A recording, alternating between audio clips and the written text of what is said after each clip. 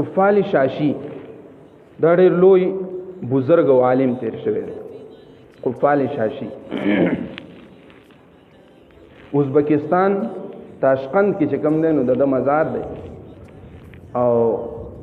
عثمان رضی الله تعالی عنہ چې کوم قرآن مجید په خپل باندې لیکلی دی دا چې کوم ځای کې پروت دی نو د هغې سره خواته د مزار دی. قفل چې کوم دی دا ویلی کېږي تالې ته قفال شاشي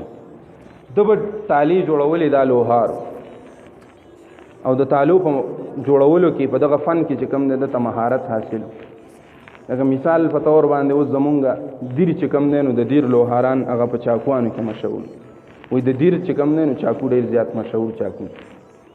مونږ چې ښکته کله لاړ شو نو مونږ ته خلک وایي د دیر چاکو چې کوم دی هغه مونږ له راوړی.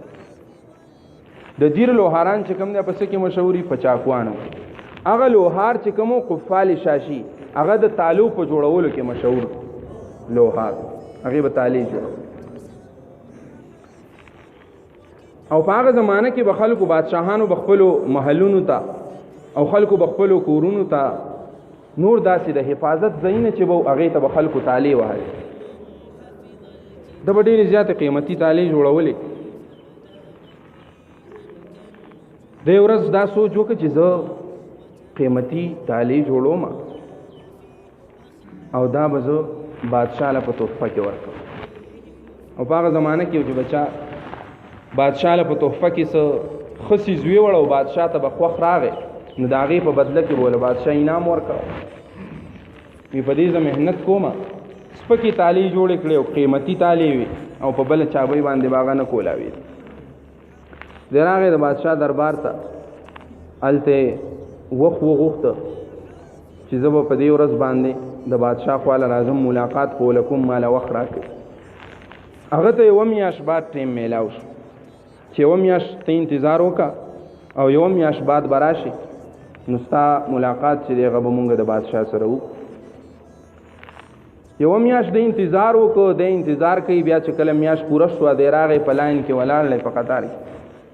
د بادشاه سره ملاقات کوي. خپلې قیمتي تالې راوړل دي په دې سوچ باندې چې بادشاه ته به دا خوښې راشي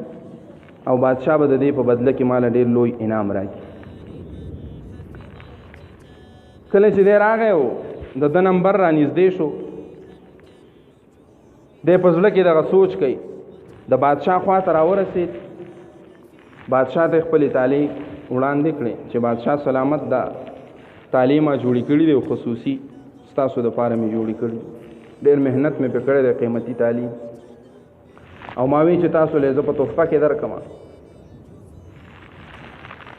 بادشاه چې کله تالې واغستې په لاس کې یو طرف تاړی بل طرف تاړی. بادشاه ډېر په تعجب او په حیرانتیا سره دې تالو ته ګوري لکه چې دې بادشاه ته دا تالې خوښې راتلې. قفال شاشي چې کوم دی دا ډېر زیات خوشحاله دی په زړه کې چې اوس خو به د دې تالو په بدله کې ما ته ډېر لوی انعام میلاوي. بادشاه لګیا دی تالې په لاس کې اړی. دربان اعلان وکړه چې یو عالم را روان دی او بادشاه ستا اجازت غواړي ستا خواله درځي ستا ملاقات کوي. اجازت ورته شته دی او که نه؟ بادشاه وی دروازه ورته کولاو کوي ګیټ کولاو کوي. کله چې ګیټ کولاو شو عالم چې کوم دی هغه په آس باندې سور. چې کله بادشاه ولید نو بادشاه په ځای باندې ودرېد د ادب او احترام عزت د وجې.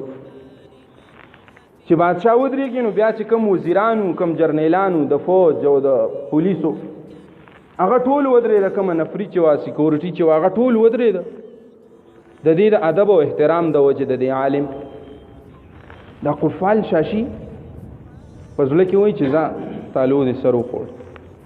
او بادشاه چې کله دا خبر واورېده چې یو عالم راځي تالې په لاس کې ورسره وي یو سیټ ته یې کېښود. دا قفال شاشي دلته ولاړ دی په ځای باندې. خدای په دې زړه کې وایي چې قفاله دې سړي چې کوم فن زده کړی دی دې سړي چې کوم مهارت زده کړی دی نو دا مهارت مال زده کول لازم دي. ځکه چې ما په دې لوهارۍ کې څومره وخت تیر که او بیا چې کوم دی د بادشاه د ملاقات دپاره چې زه کوم دی هغه یوه میاشت ما انتظار وکړه او څومره ښکلې بهترینه تحفه ما راوړې ده د بادشاه دپاره. او دا چې کوم دی د عام سړی داسې را روان دی او ډایرک راغی بادشاه ته اجازه ورکړه بادشاه ته خپل ځای باندې ودرېد دومره پروتوکول یې ورته ورکړه زه به ضرور چې کوم دی دا د خپل زړه کې لګیا دی چې دا فن دا مهارت په ځا سیلو مخامخ کله چې راغی هغه د بادشاه خوا ته کېناست بادشاه ول ډېر ادب او احترام وکړو بادشاه ول ډېر عزت ورکړ هغه چې بیا تیر شو لاړ د هغې نه پس د قفال شاشي او مجلس کې د کسانو نه تپوس وکړ چې دې سړي دا څه زده کړلي د څه مهارت زده کړی دی چې ده ته بادشاه دومره عزت ورکړ چې بادشاه ده ته دومره عزت ورکوي د بادشاه په زړه کې د ده دپاره دومره مینه ده د یو جرنیل او د کرنل او د دې خلکو په زړه کې د وزیرانو په زړه کې د ده دپاره مینه ده نو زما د رب سره به د ده څومره مینه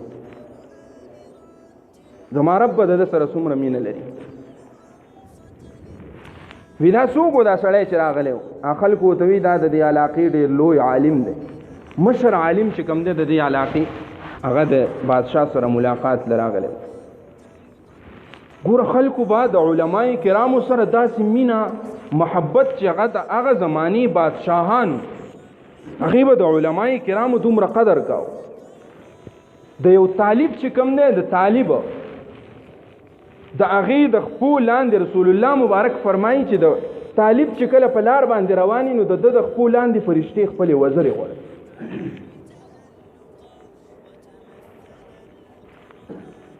محدثینو کرامو په دې کې دوه خبرې کړي وایي چې یا خو ته دا وزرې د دې وجې نه غواړئ چې د دې طالب احترام کوي دا فرشتې چې د دې طالب د خپو ته څه تکلیف ونه رسي دا ورته ولې غواړئ د رسول الله مبارک هغه دین حاصلوي علوم نبویه چې کوم دي شریعت دین هغه حاصلوي د دې وجې نه دې ته فرشتې چې کوم نه هغه خپلې وزرې غواړئ او یا ورته د دې وجې نه غواړئ چې د دې طالب د خوشحالولو دپاره چې چېرته دا طالب خفه نه شي اوس د یو طالب د هغې خپو لاندې فرشتې هغه خپلې وزرې غواړئ نو د هغه د استاد د عالم د قاري او د هغه د استاد به کم مقام دی الله تعالی چې د یو شاګرد دومره قدر او عزت کوي نو د هغه د استاد به کم مقام دی زه کله ناکله ډېر زیات په سوچ کې پرېوځم که یهودیانو ته تاسو وګورئ یهودیانو ته نو یهودیان د خپل مذهب کم مشران چې د هغې چې ورته کم علما وایي د هغې ډېر زیات قدر کوي